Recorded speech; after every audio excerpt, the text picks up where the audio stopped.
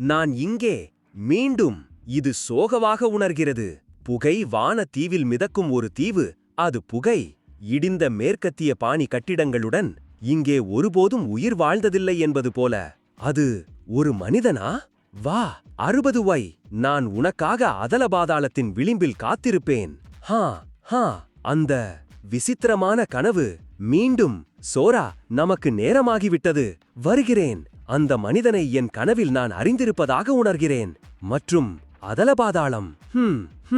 Xhaka, நான் சமீப காலமாக அதிகமாக படிக்கிறேனா? ஏய் சோரா, இன்று நீ தூங்கிவிட்டாயா? அப்பா, என்னை ஒரு குழந்தையாக நடத்தாதே. எனக்கு ஏற்கனவே 15 வயதாகிறது. 50 என்ன? என் இந்த வலிமையான தசை நிறைந்த உடலை பார். நான் பார்க்கவில்லை. நீ அருவருப்பானவன். நாம் இவ்வளவு சிறிய குடியிருப்பில் வாழவில்லை என்றால் நான் தினமும் உன்னை நிர்வாணமாக பார்க்க வேண்டியதில்லை. சரி, உன் அப்பா பணக்காரனானதும் உன்னை ஒரு பெரிய வீட்டில் வாழ வைப்பேன். சரி, நீயும் ரிகுவும் உங்களுக்கென தனி அறைகள் வைத்திருக்கலாம். 5 வருடங்களாக இதைத்தான் சொல்லிக் கொண்டிருக்கிறாய். ஹஹஹஹா. ரிகு தற்காப்பு படையில் சோஃபில் சேர்ந்த பிறகு வாழ்க்கை மிகவும் எளிதாகிவிட்டது. சோஃப் என்பது ஜப்பானிய ராணுவம். அது அப்படியா? என் அண்ணன் எஸ்ஸோஃபில் சேர்ந்து 3 வருடங்களாகிவிட்டன. நான் எதிர்காலத்தில் சோஃபில் சேர திட்டமிட்டுள்ளேன். நானே. பிறகு இந்த கலகலப்பான வாழ்க்கைக்கு விடைபெறும் நேரம் வரும். நிறைய நகைச்சுவை பேசி கொஞ்சம் நம்பகத்தன்மையற்ற என் அப்பாவுக்கு, மற்றும் கண்டிப்பானவள் போல தோன்றும் ஆனால் எங்களை மிகவும் நேசிக்கும் என் அம்மாவுக்கு. அவர்கள் இங்கே இருப்பது ஆறுதலாக இருக்கிறது. உனக்கு தெரியுமா, இந்த வாழ்க்கை என்றென்றும் தொடர்ந்தால் நன்றாக இருக்கும். என்ன இது, ஒரு பூகம்பமா? ஆனால் இந்த அமைதியான வாழ்க்கை ஒரு நாள் முடிவுக்கு வரும் என்று நான் எப்போதும் அறிந்திருந்தேன். நான் எதிர்பார்க்காதது என்னவென்றால் அது இப்படி முடிவுக்கு வரும் என்பதுதான். கோபுரம் எங்கள் மீது வந்தது. நீ கேலி செய்கிறாய் என்னை? அப்போது நான் அறியவில்லை. போர் விமானங்களா? அந்த கோபுரத்தின் தோற்றம் மனிதகுலத்தின் வரலாற்றை எவ்வளவு பெரிய அளவில் மாற்றும் என்று. ஆனால் நான் அறிந்தது என்னவென்றால் இந்த கோபுரம் என் கனவுகளுடன் தொடர்புடையது.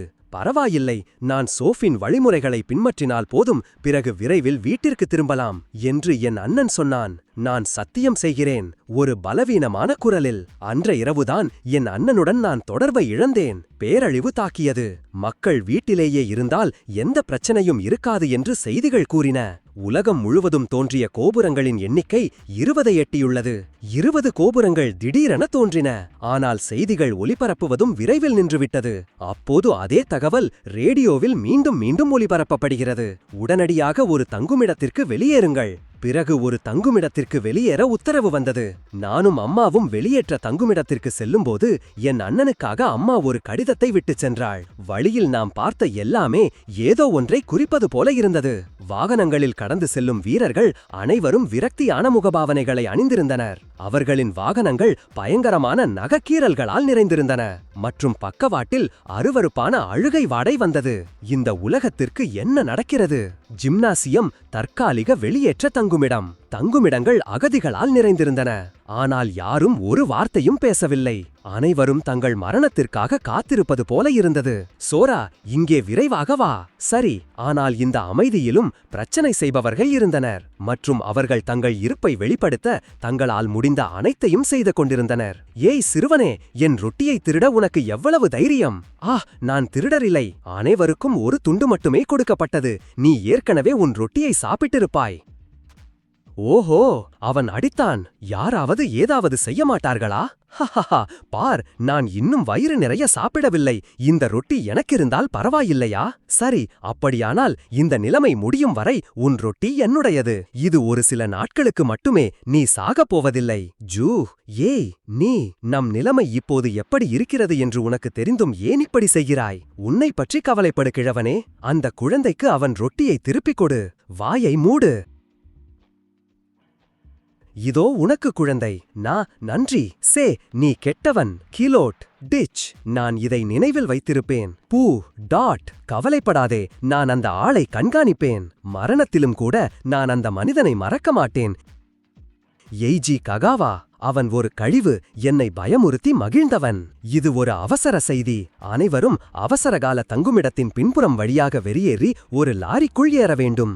ஏன்? அது ரகசியமானது. நான் மன்னிக்கவும், ஆனால் நான் சொல்ல முடியாது. உன்னால் சொல்ல முடியாதா? முடியாதா? முதலில் மக்கள் 2 நாட்களாக தங்கள் வீடுகளை வெளியேற முடியாது. பிறகு நீங்கள் அவர்களை இப்படி ஒரு இடத்திற்கு வெளியேற்றுகிறீர்கள். ஆனாலும் உங்களால் எதையும் சொல்ல முடியாது. நாம் எதற்காக வரி செலுத்துகிறோம்? அவர்கள் வந்துவிட்டார்கள், விரைவாக ஓடுங்கள். அவர்கள், அம்மா, அப்பா, விரைவாக. எனக்கு ஒரு மோசமான உணர்வு வருகிறது. என்னால் அவர்களை இனி தடுக்க முடியாது. விரைவாக வாகனங்களுக்குள் ஏறுங்கள். உலகத்தில் என்ன நடக்கிறது? உதவி!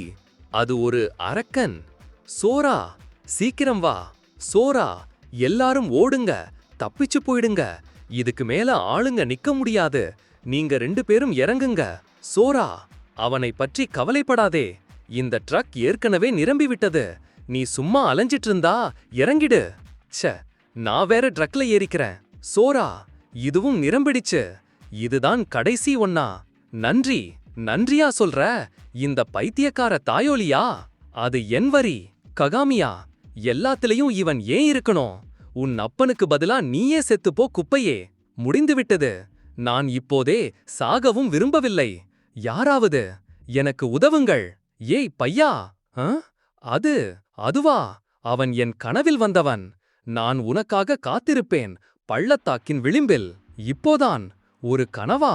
நான் எங்க இருக்கேன்? என்ன எழவிடா இது? ஒரு அரக்கன். அம்மாவும் அப்பாவும் எங்கே? நான் மட்டும் ஏன் இங்கே இருக்கிறேன்? இது நரகமா? நான் ஏற்கனவே செத்துவிட்டேனா? ஐயோ, இந்த சாத்தானை, அரக்கன், ஏன் நீ என்னை துரத்துவதை நிறுத்த மாட்டாய்? ச்சே, இந்த பைத்தியக்கார காமப்ளின் வேற என்ன உடமாட்டேங்குது. என்ன நடக்குது? அந்த பிரம்மாண்டமான கோபுரம் எங்கிருந்தோ திடீரென வெளிப்பட்டது. என்னை ட்ரக்கிலிருந்து தூக்கி எறிந்த அந்த அயோக்கியன், மர்மமான வயதான ஆள், மற்றும் இந்த அரக்கனும் கூட. நாய்கள், செத்துப்போங்க எல்லாரும். நான் பிழைத்தேன். அருகிலிருந்து பார்க்கும்போது இது ஒரு விளையாட்டிலிருந்து நேரடியாக வந்ததைப் போல இருக்கிறது. அந்த கருப்பு எழுத்து என்ன? அது மார்பு. அது என்ன? அது என் உடலுக்குள் போயிடுச்சா? என் காயங்கள் குணமடைந்தன. அது மட்டுமல்ல, நான் பலமாகவும் உணர்கிறேன். அப்படியானால் நான் எதிரிகளை தோற்கடித்தால் லெவல் அப் ஆகுமா? ஒரு விளையாட்டைப் போல. இந்த சிறிய தீவில் இன்னும் நிறைய விஷயங்கள் இருக்கலாம். நான் குதிக்காமல் இருப்பது நல்லது. நான் ஒரு முழு சுற்று வந்தேன். ஆனால் அரக்கர்கள் இல்லை. நான் வெளியேற வேண்டுமானால் அதுதான் ஒரே வழி. மிதக்கும் படிகள், புகைமூட்டமான தீவை சுற்றி. இது மோசமாக தெரிகிறது. விளையாட்டுகளில் இது போன்ற நிலப்பரப்பு அரக்கர்களின் முக்கிய பிரதேசம். விளையாட்டில் நான் கீழே விழுந்தால் மீண்டும் உயிர் பெறுவேன். ஆனால் இது ஒரு விளையாட்டு உலகமா இல்லையா என்று நான் சோதிக்கப் போவதில்லை. நான் வந்துவிட்டேன். படிகள் இங்கே முடிவடைகின்றன. ஹலோ, யாராவது இருக்கீங்களா?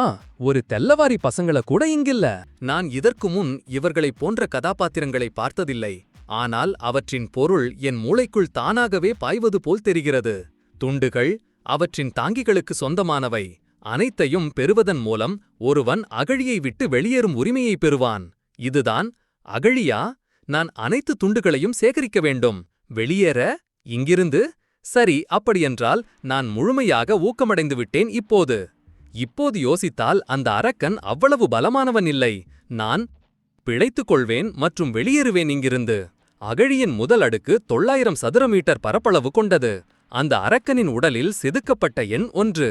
2வது அடுக்கு 1800 சதுர மீட்டர் மற்றும் அரக்கர்களின் உடலில் 2 செதுக்கப்பட்டிருந்தது. 3வது அடுக்கு 3600 சதுர மீட்டர் மற்றும் 4 அரக்கர்களில் ஒருவனின் உடலில் 3 என்ற எண். துண்டுகள் எண்களைக் கொண்ட அரக்கர்களின் உடல்களில் மட்டுமே உள்ளன. அந்த துண்டுகள்தான் அடுத்த அடுக்குக்கு செல்லும் திறவுகோல். மற்றும் எண் அதிகரிக்க அரக்கர்கள் பலமடைகிறார்கள். இன்னும் கவலைக்குரியது என்னவென்றால், திறவுகோள்களை கண்டுபிடிப்பது கடினமாகிக் கொண்டே போகிறது. நான் மேலே செல்ல செல்ல பரப்பளவு இருமடங்காகிறது. அதேபோல் அரக்கர்களின் எண்ணிக்கையும் இருமடங்காகிறது. ஆனால் நானும் கூட பலமடைந்தேன். நான் அடுக்குகளை ஏறும்போது அரக்கர்களின் வகைகள் அதிகரித்துக் கொண்டே இருந்தன.